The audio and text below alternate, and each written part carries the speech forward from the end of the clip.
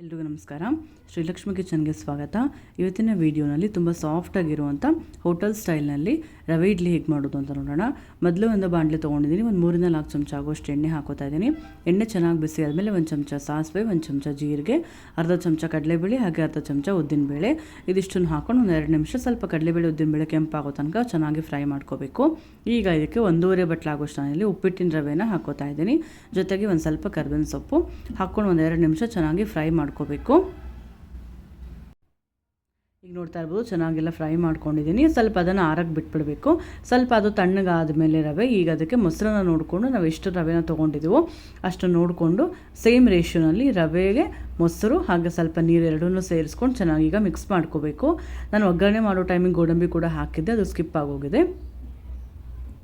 ಈಗ ನೋಡ್ತಾ ಇರ್ಬೋದು, ಅಷ್ಟು ಚೆನ್ನಾಗಿ ಹಾಕ್ಕೊಂಡು ಮಿಕ್ಸ್ ಮಾಡ್ಕೋತಾ ಇದ್ದೀನಿ. ಸ್ವಲ್ಪ ಗಟ್ಟಿಗೆ ಇರಬೇಕು, ಗಟ್ಟಿಗಷ್ಟು ಕಲಿಸ್ಕೊಂಡು ಮಿಕ್ಸ್ ಮಾಡಿಕೊಂಡು ಒಂದು 10-15 ನಿಮಿಷ ತಟ್ಟೆ ಮುಚ್ಚಿಬಿಟ್ಟು ಇಟ್ಬಿಡಬೇಕು. ಈಗ ಒಂದು 10-15 ನಿಮಿಷ ಆದಮೇಲೆ ಈಗ ಅದಕ್ಕೆ ಚಿಕ್ಕದಾಗಿ ತುರ್ಕೊಂಡಿರುವಂಥ ಕ್ಯಾರೆಟು ಹಾಗೆ ಸ್ವಲ್ಪ ಕೊತ್ತಂಬರಿ ಸೊಪ್ಪನ್ನು ಹಾಕೋತಾ ಇದ್ದೀನಿ. ಈಗ ನೋಡ್ತಾ ಇರ್ಬೋದು, ರವೆ ಎಲ್ಲ ಫುಲ್ ಗಟ್ಟಿಯಾಗಿದೆ, ನೀರು ಮೊಸರೆಲ್ಲ ಹೀರ್ಕೊಂಡು. ಈಗ ಇದಕ್ಕೆ ಕನ್ಸಿಸ್ಟೆನ್ಸಿನ ಅಡ್ಜಸ್ಟ್ ಮಾಡ್ಕೊಳ್ಳೋಕ್ಕೆ ಇನ್ನೊಂದು ಸ್ವಲ್ಪ ಮೊಸರು ಹಾಗೆ ಇನ್ನೊಂದು ಸ್ವಲ್ಪ ನೀರು ಎರಡೂ ಕೂಡ ಸಮ ಪ್ರಮಾಣದಲ್ಲಿ ಹಾಕೋತಾ ಇದ್ದೀನಿ. ಹಾಕ್ಕೊಂಡು ಚೆನ್ನಾಗಿ ಮಿಕ್ಸ್ ಮಾಡ್ಕೋಬೇಕು. ಇದು ತುಂಬ ಗಟ್ಟಿ ಕೂಡ ಕಲಿಸ್ಕೋಬಾರ್ದು, ತುಂಬ ಗಟ್ಟಿ ಆಗ್ಬಿಟ್ಟು ಇಡ್ಲಿ ಕೂಡ ಗಟ್ಟಿ ಆಗಿಬಿಡುತ್ತೆ. ಹಾಗಾಗಿ ಸ್ವಲ್ಪ ಅದು ಹಿಟ್ಟು ಸ್ವಲ್ಪ ಅಳಕಾಗಿ ಇರಬೇಕು. ಈಗ ನೋಡ್ತಾ ಇರ್ಬೋದು, ಈ ಒಂದು ಹದಕ್ಕೆ ನಾನು ಇಲ್ಲಿ ಕಲಿಸ್ಕೊಂಡಿದ್ದೇನೆ, ಎತ್ತಿಟ್ಕೋತಾ ಇದ್ದೀನಿ. ಇನ್ನೇನು ಇಡ್ಲಿ ಮಾಡ್ತಾ ಇದ್ದೀವಿ ಅಂತ ಅನ್ಬೇಕಾದ್ರೆ ಒಂದು ಅರ್ಧ ಚಮಚ ಆಗೋಷ್ಟು ಸೋಡಾನ ಹಾಕೋಬೇಕು.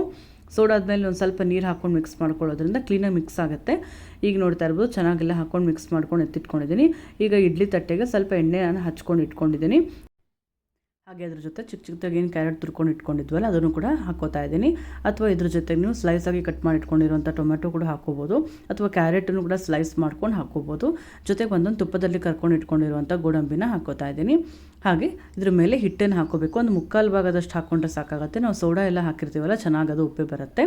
ಈಗ ನೋಡ್ತಾ ಇರ್ಬೋದು, ಅಷ್ಟು ಎಲ್ಲ ಹಾಕ್ಕೊಂಡು ಇಡ್ಲಿ ಕುಕ್ಕರ್ನಲ್ಲಿ ಇಟ್ಕೊಂಡು ಒಂದು 15 ನಿಮಿಷ ಸ್ಟೀಮ್ ಮಾಡ್ಕೊಂಡ್ಬಿಟ್ರೆ ತುಂಬ ಸಾಫ್ಟಾಗಿರುವಂಥ ಹೋಟೆಲ್ ಸ್ಟೈಲ್ನಲ್ಲಿ ರವೆ ಇಡ್ಲಿ ರೆಡಿ ಆಗುತ್ತೆ. ಹಾಗೆ ಇವತ್ತಿನ ಈ ರೆಸಿಪಿ ನಿಮಗೆ ಇಷ್ಟ ಆಗಿದ್ದರೆ ಲೈಕ್ ಮಾಡಿ ಹಾಗೂ ಫ್ಯಾಮಿಲಿ ಫ್ರೆಂಡ್ಸ್ ಜೊತೆ ಶೇರ್ ಮಾಡಿ. ಎಲ್ಲರಿಗೂ ಧನ್ಯವಾದಗಳು.